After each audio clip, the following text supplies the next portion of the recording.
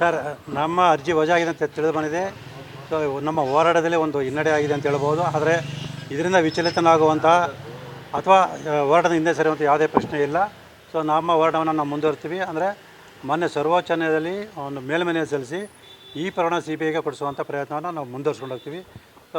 ಇದು ಏನು ಮಾನ್ಯ ನ್ಯಾಯಾಲಯ ಇವತ್ತು ತೀರ್ಪು ನೀಡಿದೆ, ಆ ತೀರ್ಪಿನಲ್ಲಿ ಯಾವ ಅಂಶಗಳನ್ನು ಪರಿಗಣಿಸಿ ನಮ್ಮ ಅರ್ಜಿಯನ್ನು ತಿರಸ್ಕಾರ ಮಾಡಿದೆ ಅನ್ನೋದನ್ನು ಪರಿಗಣಿಸಿ ಆ ಅಂಶಗಳಿಗೆ ನಾವು ಏನು ಉತ್ತರವನ್ನು ಕೊಡ್ಬೋದು ಮತ್ತು ಅದಕ್ಕೆ ಪೂರಕವಾಗಿ ಏನು ದಾಖಲಾತಿಯನ್ನು ಕೊಡ್ಬೋದು ಅನ್ನೋದ್ರ ಬಗ್ಗೆ ನಮ್ಮ ವಕೀಲರ ಜೊತೆ ಚರ್ಚೆ ಮಾಡಿ ಕೂಡಲೇ ಈ ಪ್ರಕರಣವನ್ನು CBI ಕೊಡಿ ಅಂತೇಳಿ ಮತ್ತು ಈ ಒಂದು ತೀರ್ಪನ್ನು ಪ್ರಶ್ನಿಸಿ ನಾವು ಮಾನ್ಯ ಸರ್ವೋಚ್ಚ ನ್ಯಾಯಾಲಯಕ್ಕೆ ಅರ್ಜಿಯನ್ನು ಸಲ್ಲಿಸ್ತೀವಿ.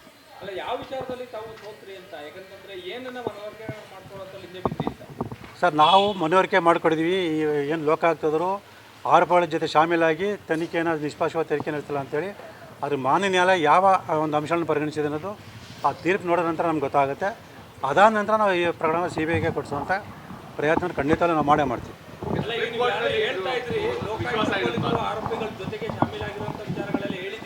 ಹೌದು ಸರ್. ಅಲ್ಲ ಅದೇ ಸರ್, ಆ ಅಂಶಗಳನ್ನ ಮಾನ್ಯ ನ್ಯಾಯಾಲಯ ಪರಿಗಣಿಸಿದೆ ಇಲ್ಲೋ ಅನ್ನೋದನ್ನು ನಾವು ತೀರ್ಪನ್ನು ಓದಿದ ನಂತರ ಗೊತ್ತಾಗುತ್ತೆ. ಸೊ ಯಾಕೆಂದರೆ ಈಗಾಗಲೇ ಸಾಕಷ್ಟು ಹೇಳಿದ ಹಾಗೆ ಲೋಕಾಯುಕ್ತ ಅಧಿಕಾರಿಗಳು ನಾವು ದೂರು ಕೊಡೋಕ್ಕಿಂತ ಮುಂಚೆನೇ ಸ್ವಯಂ ಪ್ರೇರಿತ ದೂರನ್ನು ದಾಖಲು ಮಾಡಿಕೊಂಡು ಆ ಸರ್ಚ್ ವಾರೆಂಟ್ ಕೂಡ ಪಡೆದಂಥ ಸಂದರ್ಭದಲ್ಲಿ ಆ ವಿಚಾರವನ್ನು ನಗರಾಭಿವೃದ್ಧಿ ಸಚಿವ ಬೈರತಿ ಸುರೇಶ್ ಅವರಿಗೆ ತಿಳಿಸಿದ್ದು ಮತ್ತು ಆ ಕೂಡಲೇ ಬೈರತಿ ಸುರೇಶ್ ಅವರು ಹೆಲಿಕಾಪ್ಟರ್ ಬಂದು 140 ಕಡತಗಳನ್ನು ತೊಗೊಂಡೋಗಿರೋಂಥದ್ದು. ಈ ಒಂದು ಹಿನ್ನೆಲೆಯಲ್ಲಿ ಲೋಕಾಯುಕ್ತರು ತನಿಖೆಯನ್ನು ಮುಂದುವರಿಸುತ್ತೆ ಆ ಅರ್ಜಿಯನ್ನು ಮುಕ್ತಾಯ ಮಾಡಿರುವಂಥದ್ದು ಈ ಎಲ್ಲವನ್ನು ಕೂಡ ಮಾನ್ಯ ನ್ಯಾಯಾಲಯ ಗಮನಕ್ಕೆ ತಂದಿದ್ವಿ. ಅದ್ರ ಜೊತೆಗೆ ಸಿದ್ದರಾಮಯ್ಯ ವಿಚಾರಣೆ ಒಳಪಡಿಸೋ ಸಂದರ್ಭ ಅಂದರೆ ವಿಚಾರಣೆ ಒಳಪಡಿಸುವಂಥ ಸಮಯವನ್ನು ತನಿಖಾಧಿಕಾರಿ ನಿಗದಿ ಮಾಡಿದ್ದು, ಆದರೆ ವಿಚಾರಣೆಯಿಂದ ಹೊರಗೋಗುವಂಥ ಸಮಯವನ್ನು ಸಿದ್ದರಾಮಯ್ಯ ನಿಗದಿ ಮಾಡಿದಂಥದ್ದು ಇದೆಲ್ಲವನ್ನು ಕೂಡ ನಾವು ಮಾನ್ಯ ನ್ಯಾಯಾಲಯ ಗಮನಕ್ಕೆ ತಂದಿದ್ವಿ. ಆದರೆ ಮಾನ್ಯ ನ್ಯಾಯಾಲಯ ಏನು ಲೋಕಾಯುಕ್ತವರು ಏನು ವರದಿಗಳು ಕೊಟ್ಟಿದ್ದಾರೆ ಆ ವರದಿಗಳನ್ನು ಆಧರಿಸಿ ಬಹುಶಃ ಸರಿಯಾದ ನಿಟ್ಟಿನಲ್ಲಿ ತನಿಖೆ ನಡೀತಾ ಇದೆ ಅನ್ನೋ ಒಂದು ಹಿನ್ನೆಲೆಯಲ್ಲಿ ಈ ತೀರ್ಪನ್ನು ಕೊಟ್ಟಿರ್ಬೋದು ಅಂತ ಅನಿಸುತ್ತೆ. ಸೊ ಹಾಗಾಗಿ ಆ ತೀರ್ಪನ್ನು ಪಡೆದ ನಂತರ ಅದರಲ್ಲಿರ್ತಕ್ಕಂಥ ಲೋಪದೋಷಗಳನ್ನು ಗುರುತಿಸಿ ಸೊ ಮಾನ್ಯ ಸರ್ವೋಚ್ಚ ನ್ಯಾಯಾಲಯಕ್ಕೆ ನಾವು ಕೂಡಲೇ ಮೇಲ್ಮನವಿ ಸಲ್ಲಿಸ್ತೀವಿ. ಯಾವಾಗ ಮೇಲ್ಮನವಿ ಸಲ್ಲಿಸುವಂಥದ್ದು ಮತ್ತು ತಮಗೆ ಸುಪ್ರೀಂ ಕೋರ್ಟ್ನಲ್ಲಿ ವಿಶ್ವಾಸ ಇದೆ ಅದು CBIಗೆ ಹೋಗಬೇಕು ಪ್ರಕರಣ ಅಂತೇಳಿ? ಸರ್, ಖಂಡಿತವಲ್ಲ ಸರ್, ನಾವು ವಿಶ್ವಾಸ ಇಟ್ಕೊಂಡೆ ನಾವು ಅರ್ಜಿಯನ್ನು ಸಲ್ಲಿಸ್ತಾ ಇದ್ದೀವಿ. ಸೊ ಅದೇ ರೀತಿ ಈಗಲೂ ಕೂಡ ನಾವು ವಿಶ್ವಾಸ ಇಟ್ಕೊಂಡೆ ಮುಂದಿನ ವಾರದಲ್ಲೇ ಸಲ್ಲಿಸುವಂಥ ಪ್ರಯತ್ನ ನಾವು ಮಾಡ್ತೀವಿ. ಯಾಕಂದರೆ ಸರ್, CM ಸಿದ್ದರಾಮಯ್ಯ ಬಾರಿ ಹೇಳ್ತಾ ಇದ್ದು ಯಾವುದೇ ತನಿಖೆಗಳು ನಡೀತಾ ಇದೆ, 3 ತನಿಖೆಗಳು ನಡೀತಾ ಇದೆ ಅನ್ನೋದನ್ನು ಕೂಡ ಅವರು ಗಮನಕ್ಕೆ ತಂದಿದ್ದಾರೆ. ಬಹುಶಃ ಏನಾದ್ರು ಈ ತನಿಖೆಗಳು ಮುಕ್ತಾಯ ಆಗೋವರೆಗಾದರೂ ಕಾಯ್ತೀರಾ ಅಥವಾ ಇಲ್ಲ ಸರ್, ಶೀಘ್ರದಲ್ಲೇ ಇದು ಮಾಡ್ತೀರಾ? ಸರ್ ಇಲ್ಲಿ ಕಾಯ ಪ್ರಶ್ನೆನೆಲ್ಲ ಕೂಡಲೇ ನಾವು ಈ ಪ್ರಕರಣನ ಮಾನ್ಯ ಸರ್ವೋಚ್ಚ ನ್ಯಾಯಾಲಯಕ್ಕೆ ಮೇಲ್ಮನವಿ ಸಲ್ಲಿಸ್ತೀವಿ. ಸೊ ಯಾಕೆ ಅಂತ ಹೇಳಿದ್ರೆ ಲೋಕಾಯುಕ್ತರು ಏಕಪಕ್ಷೀಯವಾಗಿ ತನಿಖೆ ನಡೆಸ್ತಾರೆ ಅನ್ನೋದು ನಮಗೆ ಈಗಾಗಲೇ ಸಾಕಷ್ಟು ಅನುಮಾನಗಳಿದೆ. ಅದಕ್ಕೆ ಪೂರಕವಾಗಿ ಸಾಕ್ಷ್ಯಗಳು ಇದೆ. ಅವರು ವ್ಯತಿರಿಕ್ತ ವರದಿನ ಸಲ್ಲಿಸಿದ್ರೆ ಮತ್ತೆ ಅದನ್ನು ಪ್ರಶ್ನಿಸುವಂಥ ಒಂದು ಪ್ರಯತ್ನದಲ್ಲಿ ಸಾಕಷ್ಟು ವಿಳಂಬಗಳಾಗ್ಬೋದು. ಹಾಗಾಗಿ ನಾವು ಕೂಡಲೇ ಈ ಪ್ರಕರಣವನ್ನು CBI ಕೊಡಿ ಅಂತೇಳಿ ನಾವು ಮೇಲ್ಮನವಿ ಸಲ್ಲಿಸ್ತೀವಿ. ಅಲ್ಲ, ಪ್ರಶ್ನೆ ಯಾಕೆ ಅಂತ ಹೇಳಿದ್ರೆ ಈಗ ಲೋಕಾಯುಕ್ತ ವರದಿಯನ್ನು ಸಲ್ಲಿಸಿ ಲೋಕಾಯುಕ್ತ ವರದಿಯಲ್ಲಿ ಏನಿದೆ ಅಂತ ನೋಡಿದ್ರೆ ಅದು ಪೂರಕ ಆಗುತ್ತಲ್ವಾ, ಅವರು ತನಿಖೆ ಸರಿಗೆ ಮಾಡಿದಾರಾ ಇಲ್ವಾ ಅನ್ನೋದಕ್ಕೆ ತಾವೇನು ಆರೋಪ ಮಾಡಿದ್ರಿ ಅದಕ್ಕೆ ಪೂರಕ ಅಂಶಗಳು ಸಿಗುತ್ತಲ್ವಾ ಅಂತ ಅದು ತಾವು. ಸರ್, ಅದನ್ನೇ ಸರ್, ಈಗ ಮಾನ್ಯ ನ್ಯಾಯಾಲಯ ಆ ವರದಿಯನ್ನು ಯಾವ ರೀತಿ ಪರಿಗಣಿಸಿ ನೋಡಬೇಕು.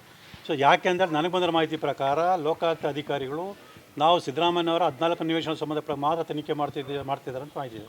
ಆದರೆ ನಾವು ನನ್ನ ಅರ್ಜಿಯಲ್ಲಿ ಮೈಸೂರು ನಗರ ಪ್ರಾಧಿಕಾರದಲ್ಲಿ 50-51 ನಡೆದಿರ್ತಕ್ಕಂಥ ಎಲ್ಲ ಅಕ್ರಮಗಳ ಬಗ್ಗೆ ಸಮಗ್ರ ತನಿಖೆ ನಡೆಸಬೇಕು ಅಂತ ಮನವಿ ಮಾಡ್ಕೊಂಡಿದ್ವಿ. ಸೊ ಈ ಎಲ್ಲ ಅಂಶವನ್ನು ಮಾನ್ಯ ನ್ಯಾಯಾಲಯ ಪರಿಗಣಿಸಿರೋದ್ರ ಬಗ್ಗೆ ನಾವು ಕೂಡ ತೀರ್ಪಿನಲ್ಲಿ ಪರಿಶೀಲನೆ ಮಾಡಿ ಸೊ ಅದನ್ನೆಲ್ಲ ಒಂದು ಪ್ರಶ್ನಿಸಿ ನಾವು ಮೇಲ್ಮನವಿಯನ್ನು ಸಲ್ಲಿಸ್ತೀವಿ. ಯಾಕಂದರೆ CM ಸಿದ್ದರಾಮಯ್ಯ ಇವತ್ತುವರೆಗೂ ಕೂಡ ತಪ್ಪೇ ಮಾಡಿಲ್ಲ ಅಂತ ಹೇಳ್ಕೊಬರ್ತದೆ. ಎಲ್ಲ ಒಂದು ಕಡೆ ಅವೆಲ್ಲವೂ ಕೂಡ ಇದು ಈ ತೀರ್ಪು ಬಂದರೂ ಕೂಡ ಪೂರಕ ಆಗ್ತದೆ ಸರ್ ಈಗ? ಸರ್, ಯಾವುದೇ ಪೂರಕ ಇಲ್ಲ ಸರ್, ಇದು ತನಿಖೆ ಸಂಸ್ಥೆ ಬಗ್ಗೆ ಅಷ್ಟೇ ತೀರ್ಪು ಬಂದಿರೋಂಥದ್ದು. ಹಾಗಾಗಿ ತನಿಖೆ ಪೂರ್ತಿ ಮುಗಿದೋಗಿರೋವಾಗಲಿ ಅಥವಾ ಅಂತಿಮ ವರದಿ ಸಲ್ಲಿಸಿರೋ ಬಗ್ಗೆ ಆಗಲಿ ಯಾವುದೇ ಒಂದು ತೀರ್ಪು ಬಂದಿಲ್ಲ. ಹಾಗಾಗಿ ಬರೀ ತನಿಖಾ ಸಂಸ್ಥೆ ಬಗ್ಗೆ ಅಷ್ಟೇ ಬಂದಿರೋದ್ರಿಂದ ಸೊ ಯಾವುದೇ ತನಿಖಾ ಸಂಸ್ಥೆ ತನಿಖೆ ನಡೆಸಿ ಯಾವುದೇ ರೀತಿಯ ವರದಿ ಕೊಟ್ಟರೂ ಕೂಡ ಸೊ ಅದರ ಬಗ್ಗೆ ನಾವು ಮಾನ್ಯ ನ್ಯಾಯಾಲಯಕ್ಕೆ ಅಂದರೆ ನಾವೇನು ಆರೋಪ ಮಾಡಿದ್ವಿ ಅದಕ್ಕೆ ಸಂಬಂಧಪಟ್ಟ ಎಲ್ಲ ಸಾಕ್ಷ್ಯಗಳನ್ನು ಮಾನ್ಯ ನ್ಯಾಯಾಲಯ ಗಮನಕ್ಕೆ ತಂದು ಸೊ ತಪ್ಪಿತ ಶಿಕ್ಷೆ ಕೊಡಿಸುವಂಥ ಅವಕಾಶ ಮತ್ತು ಅದಕ್ಕೆ ಬೇಕಾದ ಎಲ್ಲ ಸಾಕ್ಷ್ಯಗಳು ನಂತರ ಇದೆ. ಹಾಗಾಗಿ ಆರೋಪಗಳು ಯಾವುದೇ ಕಾರಣಕ್ಕೂ ಕೂಡ ಈ ಒಂದು ಆರೋಪವನ್ನು ತಪ್ಪಿಸ್ಕೊಳ್ಳೋಕ್ಕೆ ಸಾಧ್ಯ ಇದೆ. ಈ ತೀರ್ಪು ಪ್ರಕರಣದ ಮೇಲೆ ಪ್ರಭಾವ ಬೀರುತ್ತಾ ಅಂತೇಳಿ? ಖಂಡಿತ ಇಲ್ಲ ಸರ್, ಇಲ್ಲಿ ಬರೀ ತನಿಖಾ ಸಂಸ್ಥೆ ತನಿಖೆ ನಡೆಸೋ ಬಗ್ಗೆ ಅಷ್ಟೇ ತೀರ್ಪಾಗಿರೋದ್ರಿಂದ ಸೊ ತನಿಖೆಯ ಬಗ್ಗೆ ಆಗಲಿ ಅಥವಾ ನನ್ನ ಆರೋಪಕ್ಕೆ ಬಗ್ಗೆ ಆಗಲಿ ಸೊ ಯಾವುದೇ ಒಂದು ವ್ಯತಿರಿಕ್ತ ಪರಿಣಾಮ ಬೀರಲ್ಲ. ಸರ್, ದೊಡ್ಡ ಹಿನ್ನಡೆ ಸರ್, ಒಂದು ಸಣ್ಣ ಹಿನ್ನಡೆ ಸರ್. ಈಗ ಯುದ್ಧದಲ್ಲಿ ಸೋಲು ಗೆಲುವು ಮತ್ತು ಏರುಪೇರು ಇದ್ದೇ ಇರುತ್ತೆ. ಹಾಗಾಗಿ ಈಗ ಇದುವರೆಗೂ ಸಾಕಷ್ಟು ಜಯವನ್ನು ಗಳಿಸಿದ್ವಿ. ಇದೊಂದು ಸಣ್ಣ ಒಂದು ಹಿನ್ನಡೆ ಆಗಿದೆ. ಹಾಗಂತ ವಿಚಲಿತ ಆಗುವಂಥ ಒಂದು ವಿಚಾರ ಏನಿಲ್ಲ.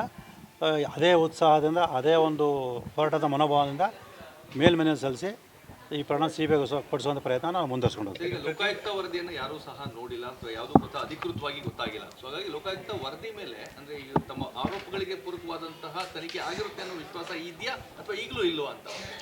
ಸರ್, ಮಾನ್ಯ ನ್ಯಾಯಾಲಯ ಯಾವ ಅಂಶಗಳನ್ನು ಪರಿಗಣಿಸಿದ್ರೆ ನಮ್ಗೆ ಗೊತ್ತಿಲ್ಲ ಸರ್. ವರದಿಯ ಬಗ್ಗೆ ಅದೇ ವರದಿ ಬಗ್ಗೆ ಸರ್, ಅದೇ ವರದಿ ಬಗ್ಗೆ ಅವ್ರೇನು ಕೂಡ ವಿಶ್ವಾಸ ಇಲ್ಲ ಸರ್. ಯಾಕೆಂದರೆ ನಾನು ತನಿಖಾಧಿಕಾರಿನ ಭೇಟಿ ಮಾಡೋ ಸಂದರ್ಭದಲ್ಲಿ, ಅವರನ್ನು ಮಾತಾಡಿಸೋ ಸಂದರ್ಭದಲ್ಲಿ ಮತ್ತು ನನಗೆ ಬೇರೆ ಮೂಲಗಳಿಂದ ತಿಳಿದು ಬಂದಿರೋಂಥ ಅಂಶಗಳನ್ನು ಪರಿಗಣಿಸಿದಾಗ ಲೋಕಾಯುಕ್ತದವರು ನನ್ನ ಅರ್ಜಿಗೆ ಸಂಬಂಧಪಟ್ಟಾಗಿ ಸಮಗ್ರವಾಗಿ ತನಿಖೆ ನಡೆಸ್ತಲ್ಲ. ಅವರು ಏಕಪಕ್ಷವಾಗಿ ತನಿಖೆ ನಡೆಸ್ತಾಯಿದ್ರೆ ಆರೋಪಗಳನ್ನು ರಕ್ಷಣೆ ಮಾಡುವಂತಹ ಹಿನ್ನೆಲೆಯಲ್ಲೇ ಅವರು ತಮ್ಮ ಕರ್ತವ್ಯ ನಿರ್ವಹಿಸಿದ್ದಾರೆ ಅಂತೇಳಿ ನನಗೆ ಈಗಲೂ ಅನುಮಾನ ಇದೆ. ಮಾನ್ಯ ನ್ಯಾಯಾಲಯದಲ್ಲಿ ಆ ತನಿಖೆಯ ಬಗ್ಗೆ ಯಾವ ಅಂಶಗಳಿದೆ ಅನ್ನೋದು ಗಮನಿಸಿದಾಗ ಅದ್ರ ಬಗ್ಗೆ ಸ್ಪಷ್ಟತೆ ಗೊತ್ತಾಗುತ್ತೆ. ಸರ್, 2010 ಆದೇಶ ಉಲ್ಲೇಖ ಮಾಡ್ತಾ ಇದ್ರಿ ಸರ್, ಇದರಲ್ಲಿ ಪರಿಗಣನೆ ಬರಲಿಲ್ವಾ ಸರ್ ಅಂತ? ಸರ್, ಖಂಡಿತ ಗೊತ್ತಿಲ್ಲ ಸರ್. ಅದನ್ನು ಹೇಳಿದ ನಾನು ಈಗಲೂ ಹೇಳೋಂಥದ್ದು, ನೀವು ಕೂಡ ದಾಖಲಾತಿ ಪರಿಗಣಿಸ್ಬೋದು. ಏನು ಆರೋಪ ಮಾಡಿ ಅದಕ್ಕೆ ಪೂರಕವಾಗಿ ಬರೀ ಎರಡು ದಾಖಲೆಗಳನ್ನ ಪರಿಗಣಿಸ್ಬೋದು. ಒಂದು, ಶ್ರೀಮತಿ ಪಾರ್ವತಿಯವರಿಗೆ ಏನು ನಿವೇಶನ ಮಂಜೂರಾತಿ ಮಾಡಿ ಆದೇಶ ಮಾಡಿದರೆ, ಆ ಆದೇಶದಲ್ಲಿ 2015ರಲ್ಲಿ ಸರ್ಕಾರ ಒಂದು ಅಧಿಸೂಚನೆ ಹೊರಡಿಸಿದೆ. ಆ ಅಧಿಸೂಚನೆ ಪ್ರಕಾರ ನಿವೇಶನ ಹಂಚಿಕೆ ಮಾಡಿದ್ದೀವಿ ಅಂತ ತಿಳಿಸಿದ್ದಾರೆ. ಆದರೆ ನೀವು ಅಧಿಸೂಚನೆ ಗಮನಿಸಿದಾಗ ಆ ಅಧಿಸೂಚನೆ ಎಲ್ಲೂ ಕೂಡ 50 ಅನ್ನೋ ನಿವೇಶನ ಕೊಡಬೇಕು ಅಂತೇಳಿ ಉಲ್ಲೇಖ ಇಲ್ಲ. ಹಾಗಾಗಿ ಆ ಉಲ್ಲೇಖ ಇಲ್ಲದರೂ ಕೂಡ ಆ ಅಧಿಸೂಚನೆ ಆಧರಿಸಿ ನಿವೇಶನ ಮಂಜೂರಾತಿ ಮಾಡಿರೋದು ಅಕ್ರಮ ಅಂತೇಳಿ ಸ್ಪಷ್ಟವಾಗಿ ಗೊತ್ತಾಗುತ್ತೆ. ಹೆಚ್ಚಿನ ವಿಡಿಯೋಗಳಿಗೆ ಪ್ರತಿಧ್ವನಿ ಯೂಟ್ಯೂಬ್ ಚಾನೆಲ್ ಸಬ್ಸ್ಕ್ರೈಬ್ ಮಾಡಿ, ಬೆಲ್ ಐಕಾನ್ ಕ್ಲಿಕ್ ಮಾಡಿ.